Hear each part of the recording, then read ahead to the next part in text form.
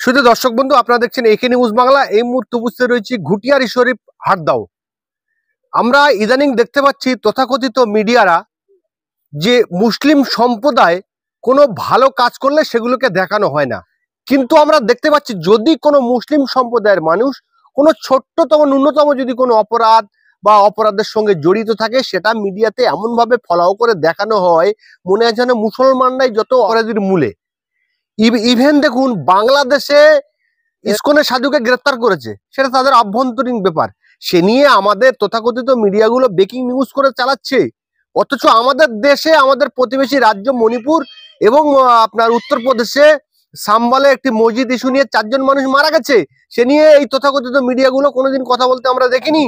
মণিপুরে 2 থেকে 2.5 বছরে মানুষকে মারা হচ্ছে, মানুষের ঘরবাড়ি পুরানো হচ্ছে, মহিলাদের বিভক্ত করে ঘোরানো হচ্ছে।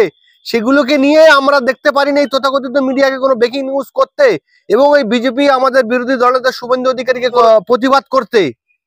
কিন্তু যদি মুসলমানের কোনো কিছু হয় তাহলে সেগুলোকে বড় করে দেখানো এই মিডিয়াদের কাজ হয়ে দাঁড়িয়েছে।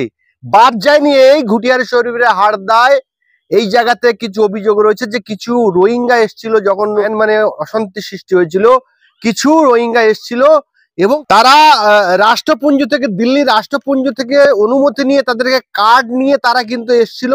সারা ভারতবর্ষের মধ্যে তারা ছড়িয়ে গেছিল। এই ঘুটিয়ারি শরীফে এই হাড়দাতে এসেছিল কিছু মানুষ, তারা লিগাল ভাবে ছিল। 1-1.5 বছর থাকার পরে তারা কিন্তু আবার বিভিন্ন জায়গায় তারা চলে যায়। কিন্তু আমরা দেখতে পাচ্ছি যে তথাকথিত মিডিয়া সেগুলোকে বিভিন্ন ভাবে দেখানো হয়েছে। আমার পাশে দাঁড়িয়ে রয়েছে হোসেন ভাই। এই হোসেন ভাইকে বলা হয়েছে যে ইনি আদৌ ইন্ডিয়ার আছে কিনা আপনার পরিচয়পত্র যাচাই করে দেখা উচিত, এবং ইনি জঙ্গিদের সঙ্গে জড়িত। এবং এই যে ঘর দেখাতে, ক্যামেরা পার্সনকে বলবো দেখানোর জন্য, এই ঘর এই পাশে দেখতে পাচ্ছি 3-4টে উনুন আছে। বলছে এই জায়গায় জঙ্গি যারা মায়ানমারে যারা এসেছিল তারা এই জায়গায় এসে, এটা তাদের আস্থানা, এটা তাদের বাসা, এইভাবে তাদেরকে দেখানো হয়েছে। আমরা সময় নষ্ট না করে যে তথাকথিত মিডিয়ার যে খবরগুলো, ভুয়ো খবরগুলো ছড়িয়েছে, এবং রোহিঙ্গারা এসেছিল, তারা এসে কি কতদিন ছিল, কতজন এসেছিল শুনে নেবো। আমাদের সঙ্গে রয়েছে বিশিষ্ট অধিকার কর্মী হোসেন গাজী সাহেব। হোসেন ভাই, কি বলবেন? এই আমরা দেখতে পাচ্ছি যে মিডিয়া এবং সোশ্যাল মিডিয়ার মাধ্যমে এখানে কিছু রোহিঙ্গা এসেছিল, কি বলবেন শর্টে? দেখুন, শর্টে বলছি, রোহিঙ্গারা 2017-তে এসেছিলেন 327 জন মানুষ। তাদের কাছে প্রত্যেকের লিগালি ভাবে শরণার্থী কার্ড ছিল। 2018-র শেষের দিকে আবার প্রায় তারা চলে গিয়েছে কেন আর এসেছে কেন, আসার সময় এরকম প্রত্যেকের যে 327 জন ছিল প্রত্যেকের এই কার্ড ছিল। এবং এখান থেকে মায়ানমার, আসাম গুয়াহাটি থেকে যখন পুশব্যাক করে তাদের মধ্যে কয়েকজন মারা গেছে। সেই ভিডিও শোনার পর ওরা জানে যদি পুশব্যাক করে এখানে আমরা অল্প, ফলে ওদের যেখানে যেখানে বেশি লোক আছে সেখানে আবার ফের ওরা নিজেরা চলে গেছে। ঠিক আছে, কোনো ব্যাপার নেই। এবং আমি কোনো আনলিগালি রাখিনি। আমি রাজ্যপালকে যেমন চিঠি করেছি, মুখ্যমন্ত্রীকে করেছি, এসপিকে করেছি, এসডিও করেছি, এসডিপিও করেছি, লোকাল থানায় করেছি, ডিএমকে করেছি, এবং সমস্ত আইবি, ডিআইবি, গোয়েন্দা, এমনকি এনআইএর লোক পর্যন্ত আমার তদন্ত করে গেছে। ফলে সেখানে আবার নতুন করে উত্তপ্ত ভাব তৈরি করছে কেন আমি বুঝি না। হ্যাঁ, কখনো মুর্শিদাবাদের মাদ্রাসা জঙ্গি বলছে, কখনো আমাদের জঙ্গি বলছে। আমি মুসলমান বলে আমাকে জঙ্গি বলা হচ্ছে। আর যখন সাবির মল্লিককে পিটিয়ে মারছে তখন বলছে না। যখন আফরাজুলকে খুন করলে জঙ্গিরা, তারা বিজেপির দালাল, তারা আরএসএস এর দালাল, সেই জন্য তখন রিপাবলিকান বাংলা দেখাচ্ছে না। ফলে রিপাবলিকান বাংলাকে বয়কট করা উচিত, এবং ভারতবর্ষের সংবিধানকে সম্মান জানিয়ে যারা দেশদ্রোহীর কথা বলছে তারা হলো শুভেন্দু অধিকারী, অর্জুন সিং, আপনার দিলীপ ঘোষের মতো মানুষেরা, বিজেপির নেতারা, তাদের বিরুদ্ধে ব্যবস্থা নেওয়াটা ভারতবাসীর কাছে আমরা আহ্বান করছি। এই যে বিল্ডিংটা, আমি ক্যামেরা পার্সনকে বলবো ঘুরে দেখা যায়, এই যে টিনের ঘর, অ্যালবেস্টার এবং টিন দিয়ে যে ঘেরা, এই ঘরটা আমরা বারবার টিভিতে দেখাচ্ছিলাম। এটা কি বিষয়টা কি? এই ঘরটা এখন এমনি ঘরটা আছে, এই ঘরের মধ্যে আছে রঙের ডিব্বা, আর কিছু নেই। রঙের ডিব্বা আছে, আমার ছোট ভাই রঙের কন্ট্রাক্টারি করে, তার মালজালগুলো এর মধ্যে আছে। আমাকে বলছে আমি এই দেশের নাগরিক নয়, আমার বাপ ঠাকুরদার জন্ম এখানে, এবং এখানে আমাদের প্রচুর সম্পত্তি ছিল। এখনো পর্যন্ত সেসব জায়গাগুলো আছে, এবং আমার বাপ ঠাকুরদার জন্মকুষ্টি এখানকার, এখানে জন্মেছি, পূর্বপুরুষের জন্ম এখানে, আমাদের জন্ম এখানে। ফলে আমরা কোনো উদ্বাস্তু মানুষ নয় বা বাইরে থেকে আসিনি, কিন্তু তারপরেও আমরা কোনো জাত ধর্ম কিছু দেখি না। 2003 সাল থেকে আমি সোশ্যাল ওয়ার্কার। আমি প্রত্যেকটা আমফান, আয়লা, লাইলা, বুলবুলি, খোরা, বর্ষা, সমস্ত ভাবেই আমরা মানুষের পাশে ছিলাম, আছি, থাকবো। আমার কাছে কোনো জাত ধর্ম কিছু নেই। আমি যেমন বস্ত্র বিতরণ করি, হিন্দু মুসলমান দেখি না, কোনো রাজনৈতিক দল দেখি না, কে বিজেপি, কে সিপিএম, কে কংগ্রেস, কে তৃণমূল দেখি না। আমি তেমন হ্যাঁ, লকডাউনেও সেরকম ভাবে তাদের পাশে দাঁড়িয়েছি, আমফানে তাদের পাশে দাঁড়িয়েছি। এভাবে আমরা সেবামূলক কাজের মধ্যে দিয়ে আগাতে চাই। এটা হলো মানবাধিকার সংগঠনের কর্মী হিসেবে আমার দায়িত্ব। আপনাকে বলা হচ্ছে, সমস্ত রকম দায়ী করা হচ্ছে যে আপনি তাদেরকে রোহিঙ্গাদের আশ্রয় দিয়েছেন, কিন্তু রোহিঙ্গারা এসছে লিগাল ভাবে, এবং আপনি বলছেন যে রাজ্যপাল সহ এলাকার প্রশাসনকে জানিয়েছেন। তাহলে সেই প্রশাসনকে নিয়ে কেন এই তথাকথিত মিডিয়ারা প্রশ্ন তুলছে? দেখুন, আমি আবারও বলছি, আর বাংলায় আরেকটি কথা বলি। তিনি বলেছেন যে হোসেন গাজীর এত টাকা কোথায় থেকে আসে, এত ফান্ডিং কোথায় থেকে আসে। তো চলে এসেছি যে হোসেন গাজী, যিনি এই রোহিঙ্গাদের আশ্রয় দিয়েছিল, জেনে নেবো ওনার কাছ থেকে। হোসেন গাজীর বাড়িতে কিন্তু চলে এসেছি।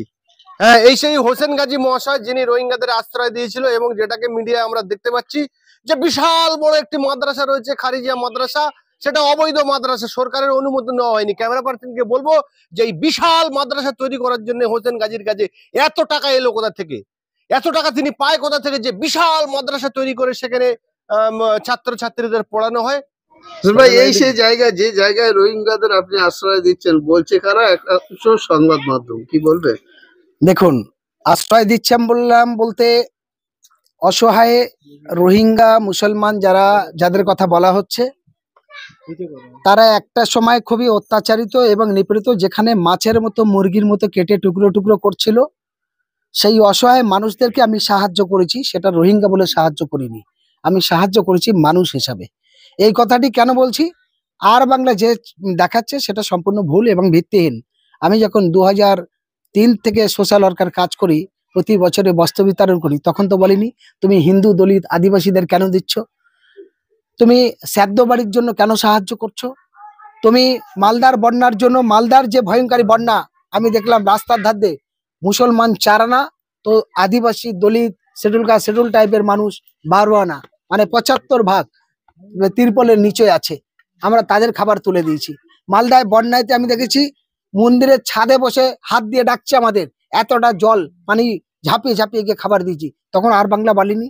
আমি 2003 সাল থেকে আমি সামাজিক মানুষ, সোশ্যাল ওয়ার্কার হিসাবে কাজ করি। আমি কোনো জাত দেখি না, ধর্ম দেখি না, দল দেখি না, সেভাবেই কাজ করে আসি। যেমন আয়লা, লাইলা, বুলবুলি, আমফান, ইভেন লকডাউনে আমরা চাল, ডাল, খাবার, ঔষধ, দুধ, বিস্কুট দিয়েছি। তার সাথে সাথে আমফানে প্রবল ঝড়ে আমরা প্রচুর মানুষের তিরপলও দিয়েছি, অনেকের ওষুধ কেনার পয়সাও দিয়েছি। এবার বলতে পারে তোমার কাছে এত পাহাড় পরিমাণ টাকা কোথায় আছে? না, পাহাড় পরিমাণ টাকা নয়। আমরা যেমন এই রোহিঙ্গাদের সাহায্য করার জন্য বিভিন্ন জায়গায় আমরা প্রকাশ্য পুলিশের অনুমতি নিয়ে বিভিন্ন জায়গায় সভা করেছি।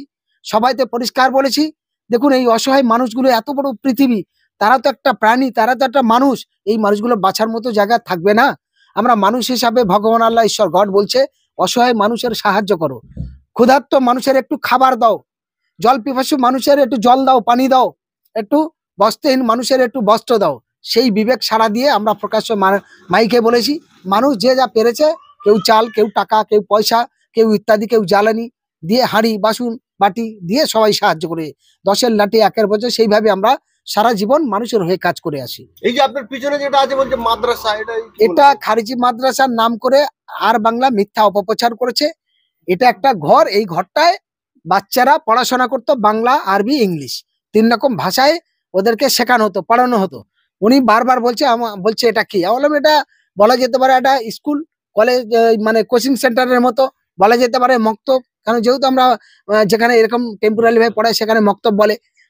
তো আমরা সেই হিসাবে এখানে পড়িয়েছি তাদের। তো এর মধ্যে অন্য কিছু নয়। ও খালি বারবার ঘুরিয়ে একটা কথা বলছে, খারিজি মাদ্রাসা, খারিজি মাদ্রাসা। আলাম, আপনি খারিজি বলুন আর যাই বলুন, বলতে পারেন এটা আপনাদের ভাষা, কিন্তু আমাদের ভাষা তা নয়। আর আপনি খারিজি মাদ্রাসার নামে যেসব বদনাম করছেন, আমার সজ্ঞানেতে আমার এই 50 বছর বয়স হতে চলেছে, সারা পশ্চিমবঙ্গে এখনো একটিও মাদ্রাসায় জঙ্গি বলে প্রমাণিত করতে পারিনি। একটিও মাদ্রাসার কোনো ছাত্র কোনোদিন জঙ্গি প্রশিক্ষণ পায়নি। যদি পেত প্রমাণ করুক। কোনোদিন কোনো হিন্দু, কোনো দলিত, কোনো আদিবাসীর কারোর গালাগালি করেছে, কাউকে রাস্তায় ধরে কুপিয়েছে, মেরেছে, তার কেড়ে নিয়েছে? কিন্তু অসংখ্য RSS বিজেপির নেতৃত্বে একদম সচকে পরিষ্কার, আফরাজুলকে যেমন গাইতা দিয়ে কুপিয়ে কুপিয়ে খুন করেছে, সাবির মল্লিককে তেমন পিটিয়ে মেরেছে, রফিককে তেমন ভ্যানে বেঁধে পিটিয়ে মেরেছে, এবং অসংখ্য এই ঘটনা ঘটছে।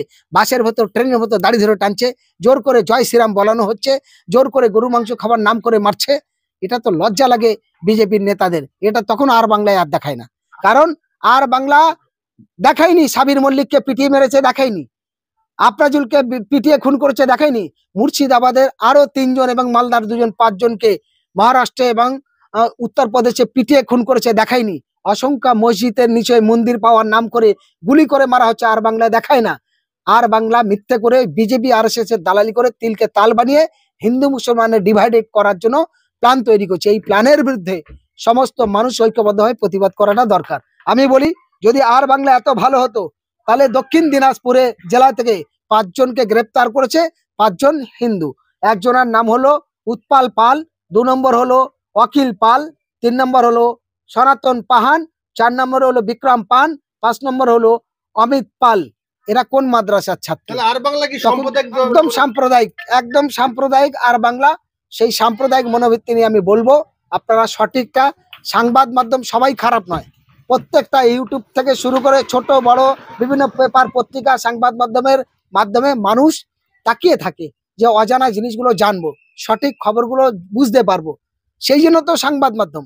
কিন্তু দুর্ভাগ্যের বিষয়টা, সংবাদ মাধ্যমের নামে একটা ধরনের জঙ্গি তৈরি করছে আর মানুষের মনে বিষ ঢুকিয়ে হিন্দু মুসলমানকে ভাগ করছে। এই আপনার যে আলিশান মাদ্রাসা আছে, এই মাদ্রাসার মধ্যে একটু ঢোকার চেষ্টা করবো। আচ্ছা আসুন দেখুন, এটা মুহূর্তে আমরা প্রবেশ করেছি যে হোসেন গাজীর ঘুটিয়ারি শরীফের আলিশান যেটা খারিজি মাদ্রাসা, সেই মাদ্রাসার মধ্যে দেখছেন হোসেন ভাই দাঁড়িয়ে রয়েছে এবং মাদ্রাসার চারদিকটা আমরা ঘুরিয়ে ঘুরিয়ে দেখানোর চেষ্টা করছি যে টাকার পাহাড় পরিমাণ এসছে জঙ্গি সংগঠনের কাছ থেকে হোসেন গাজীর, সেই টাকার পাহাড় দিয়ে কিন্তু এই মাদ্রাসা নির্মিত হয়েছে। আপনারা দেখতে পাচ্ছেন সেই মাদ্রাসা, হোসেন ভাই কিন্তু দাঁড়িয়ে রয়েছে। আমরা কোনো মিথ্যা করে অন্য কোনো ঘর বা কোনো কিছু দেখাচ্ছি না আপনাদেরকে, একদম সরাসরি দেখাচ্ছি হোসেন ভাইয়ের যে আলিশান মাদ্রাসা রয়েছে সেই মাদ্রাসা। এই যে আপনাদেরকে সরাসরি দেখাচ্ছি হোসেন ভাইয়ের আলিশান বিল্ডিং, সেই বিল্ডিং দেখা পাচ্ছেন। মানবাধিকার কর্মী হোসেন গাজী, যার কাছ থেকে জঙ্গি সংগঠনের কোটি কোটি টাকা আসে, তার আলিশান বিল্ডিং বালাখানা কিন্তু আপনাদেরকে দেখানোর চেষ্টা করছি। এই খারিজি মাদ্রাসা দেখতে পাচ্ছেন আপনারা, সঙ্গে সরাসরি দেখছেন একদম।